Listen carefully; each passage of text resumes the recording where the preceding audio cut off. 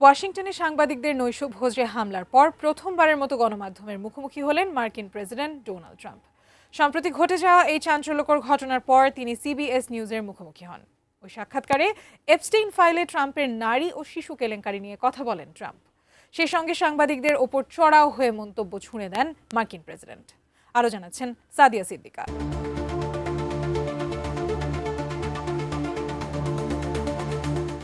ঘটনার শুরুটা হয়েছিল সাংবাদিকদের উপর হামলা দিয়ে, কিন্তু তার রেশ গিয়ে ঠেকল প্রেসিডেন্টের আত্মপক্ষ সমর্থনে। সিবিএস নিউজের নোরা ও ডনেল যখন হামলাকারী কোল অ্যালেনের লেখা ঘোষণাপত্র থেকে ট্রাম্পের ব্যক্তিগত চরিত্র নিয়ে প্রশ্ন তুললেন, মুহূর্তেই আগ্নেয়গিরির মতো ফেটে পড়লেন প্রেসিডেন্ট ট্রাম্প। ডনেলকে থামিয়ে দিয়ে তিনি সরাসরি বললেন তিনি ধারণা করেছেন নোরা ও ডনেল এমন প্রশ্নই করবেন। এই সময় সাংবাদিকদের ভয়ঙ্কর মানুষ আখ্যায়িত করেন তিনি।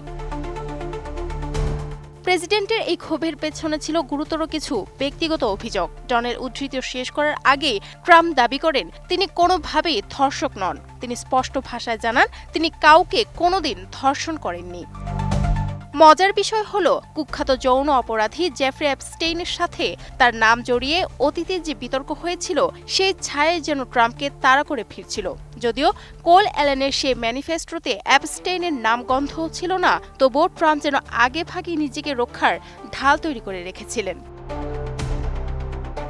একজন অসুস্থ মানুষের লেখা আজেবাজে কথা সংবাদ মাধ্যমে পাঠ করাটা সাংবাদিকতার কোনো পর্যায়ে পড়ে না। তিনি জোর দিয়ে দাবি করেন যেসব কলঙ্কিত অধ্যায়ের সাথে তাকে জড়ানো হচ্ছে তার প্রতিটিতেই তিনি আইনি ও নৈতিকভাবে সম্পূর্ণ দায়মুক্ত হয়েছেন। গণমাধ্যমের এই প্রবণতাকে তিনি অসুস্থ মানসিকতা বলে আখ্যা দেন।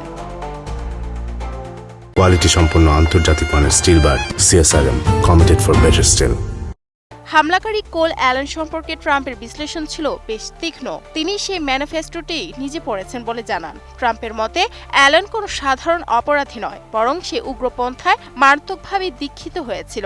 অদ্ভুতভাবে তার ধর্মীয় বিবর্তনের কথাও উল্লেখ করে প্রেসিডেন্ট জানান অ্যালেন একসময় একনিষ্ঠ খ্রিস্টান থাকলেও পরে চরমভাবে খ্রিস্টবিরোধী হয়ে ওঠে। ট্রাম্পের ভাষায় সে ছিল এক ছিটগ্রস্ত এবং মানসিকভাবে প্রচণ্ড বিকারগ্রস্ত এক সত্তা।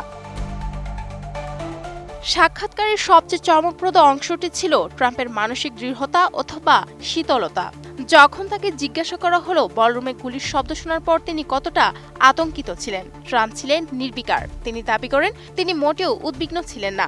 কারণ হিসেবে তিনি এক অদ্ভুত জীবন দর্শনের কথা শোনালেন। ট্রাম্প জানান তিনি জীবনের মানে বুঝেন, আর তিনি এক উন্মাদ পৃথিবীতে বাস করেন।